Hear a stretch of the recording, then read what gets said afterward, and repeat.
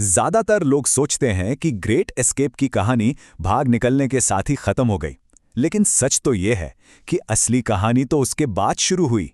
ये कहानी है उन 50 लोगों के इंसाफ की जिनका कत्ल कर दिया गया था, और उस जबरदस्त खोज की जो उनके कातिलों को ढूंढने के लिए शुरू की गई थी। सोचिए, ये कोई फौजी हुक्म नहीं था, ये एक निजी कसम थी। और इसी गहरे दर्द और पक्के इरादे से जन्म हुआ इतिहास के सबसे बड़े मैनहंट्स में से एक का। ये बदले की नहीं, इंसाफ की लड़ाई थी। 50 ये सिर्फ एक नंबर नहीं है, ये 50 जिंदगियां थीं। 50 अलाइड सोल्जर्स जिन्हें ग्रेट एस्केप के बाद गेस्टापो ने बड़ी बेरहमी से मार डाला था, और उनमें से हर एक का इंसाफ होना बाकी था। तो जंग खत्म हो चुकी थी, पर एक मिशन अभी बाकी था। ये मिशन था अपने गिरे हुए साथियों के लिए एक फर्ज अदा करना। और इसकी शुरुआत हुई विंस्टन चर्चिल के एक सीधे और बहुत ही संजीदा हुक्म से, जो उन्होंने मेजर जॉन डॉज को दिया। बस इन शब्दों के साथ ही कातिलों की वो तलाश शुरू हो गई। अब मेजर डॉज सिर्फ एक फौजी नहीं थे, वो इंसाफ का एक जरिया बन गए थे, और उनका ये मिशन उन्हें जंग के बाद की यूरोप के सबसे स्याह कोनों में ले जाने वाला था। अब टीम तो बन गई, लेकिन उनके सामने चुनौती कोई छोटी-मोटी नहीं थी। पूरा यूरोप उथल-पुथल में था, हर तरफ अफरा-तफरी, और गेस्टापो के वो कातिल, नाजी जर्मनी की वो खूंखार सीक्रेट पुलिस, वो मानो भीड़ में हवा हो गए थे। ये भूसे के ढेर में सुई ढूंढने से भी ज्यादा मुश्किल काम था। तो इस मिशन के लिए एक छोटी सी लेकिन बहुत ही स्पेशल टीम तैयार की गई। टीम को लीड कर रहे थे मेजर डॉज। उनके साथ थे कैप्टन मैथ्यूज, जो पहले NYPD में थे, यानी कानून और पूछताछ के माहिर, और फिर थे लेफ्टिनेंट कोरी, जो खुद इस सब के गवाह थे। टीम ने सोचा, चलो सीधे टॉप से शुरू करते हैं।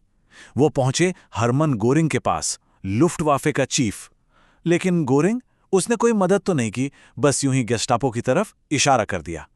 एक बात तो साफ हो गई थी, ये शिकार बहुत लंबा और मुश्किल होने वाला था।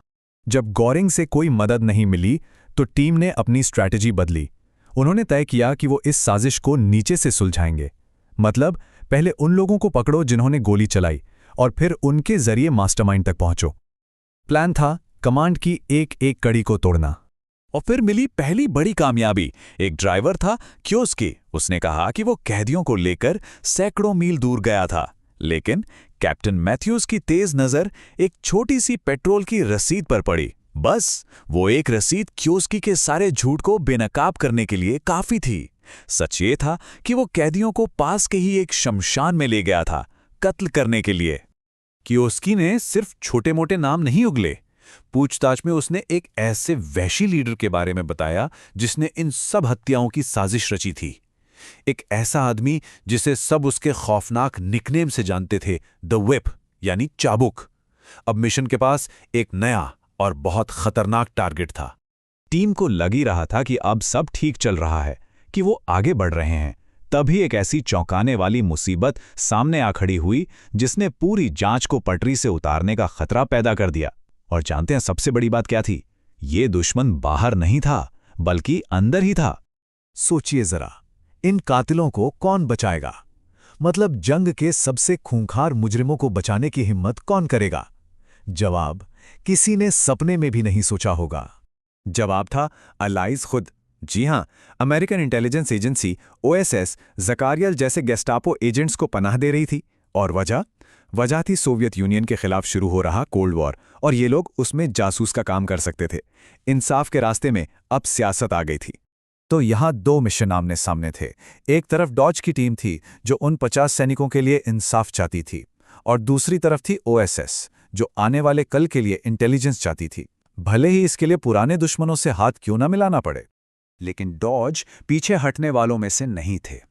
जब OSS ने रोड़ा अटकाया तो वो सीधे जनरल आइजनहावर के पास पहुंच गए, और एक बार जब ये सियासी दखलंदाजी हटी तो टीम ने अपनी पूरी ताकत उस मास्टरमाइंड द व्हिप को ढूंढने में लगा दी। और फिर देखिए, सुराग जैसे बरसने लगे।